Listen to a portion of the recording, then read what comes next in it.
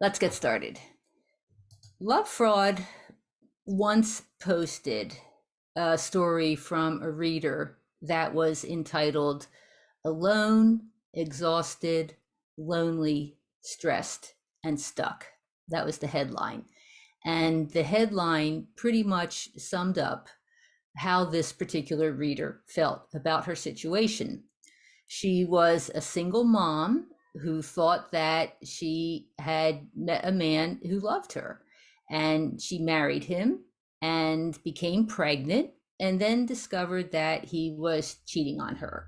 So she had a baby, she had no family support, and couldn't afford to leave to get out of this situation. Plus, although her ex didn't want to be with her, he also did not want to divorce her.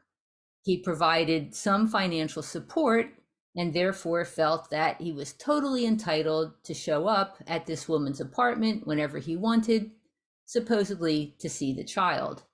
But unfortunately, this prevented her from moving on with her life. The man was displaying the typical sociopathic agenda of power and control. Our love fraud reader felt powerless to do anything about it. Now, I've heard from many love fraud readers whose situations seem to offer no escape from the sociopath. These readers may have been financially strapped, physically ill, and isolated from anyone who could help. Time after time, I wish that I could offer a concrete suggestion, but I could see that the sociopath had managed to weave such a tight web that there was no easy way out. So, what can anyone do in a situation like this? Here's a three-part plan for enduring and hopefully at some point escaping from the sociopath. So the 3 points are: 1, stay alive; 2, accept the reality of the situation; and 3, work on self-healing. And I'll explain each one of these points further.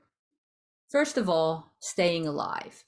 This is the most critical point. If the sociopath is physically violent, the best thing you can do is learn to trust your intuition. As Gavin de Becker explains in his book called The Gift of Fear, our intuition has been honed over millennia to warn us about the presence of danger.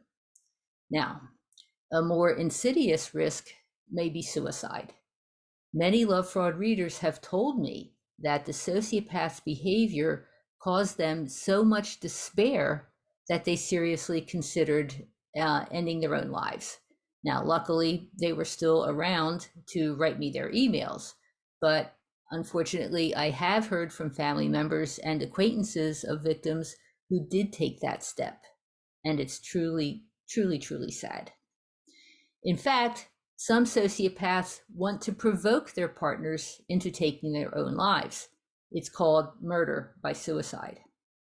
So if you're in this situation, a difficult situation, please find the strength and do what you have to do to stay alive.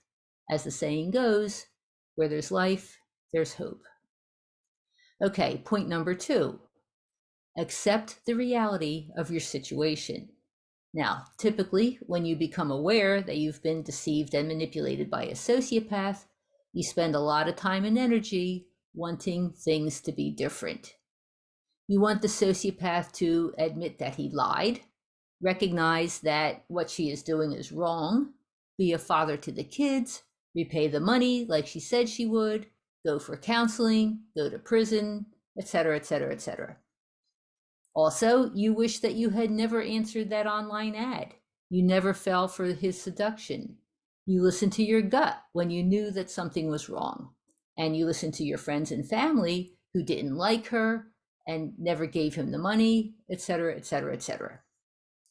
In other words, you spend time wanting the sociopath to behave differently and regretting that you did not behave differently. And all of this is totally, totally understandable. But after a while, it becomes counterproductive. At some point, you need to accept the reality of what is. Now, this does not mean you approve of what is. It does not mean that you want to stay in your miserable situation. It does mean that you accept that what happened actually did happen, and you can't change the past.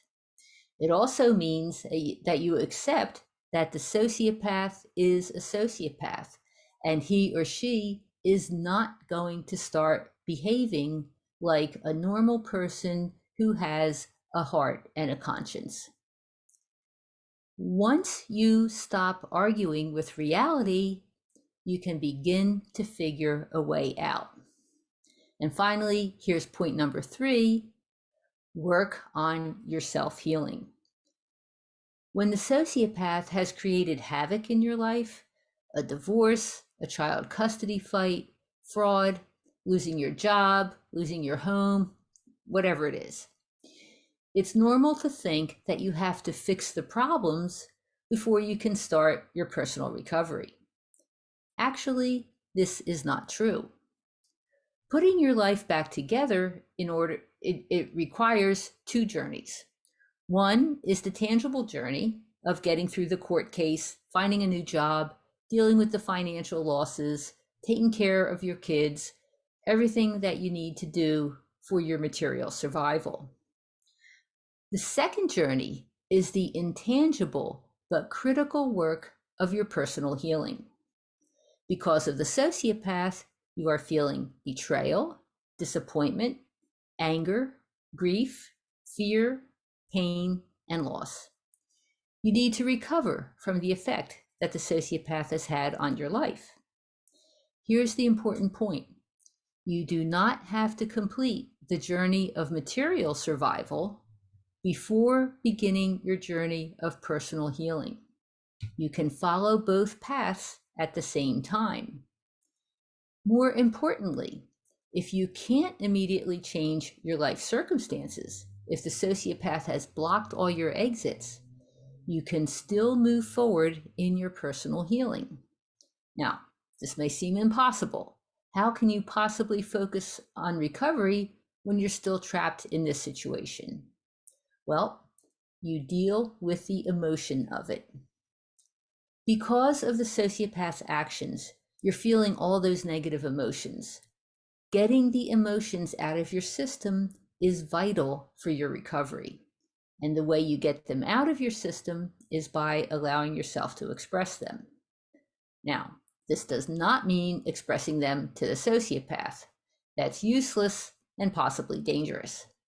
You want to express your emotions safely, and usually that means privately. But if you have a trusted therapist who can help you, that's great. But you can do it by yourself. You can cry, wail, scream, stomp your feet, hit a punching bag, let your emotions rip.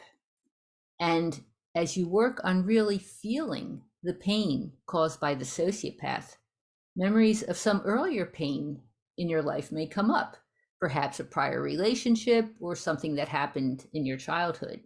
Now, if this happens, know that you're making really good progress. You've probably discovered the vulnerability that the sociopath was able to target. So, becoming aware of old feelings and processing them out of your system can lead to a deep, fundamental change within you. Now, in addition to purging your negative emotions, you can work on your personal recovery in other ways. You can do your best to eat healthy and get exercise. You can stop self-medicating through cigarettes, alcohol, or drugs. You can meditate or pray, handing the situation over to your higher power.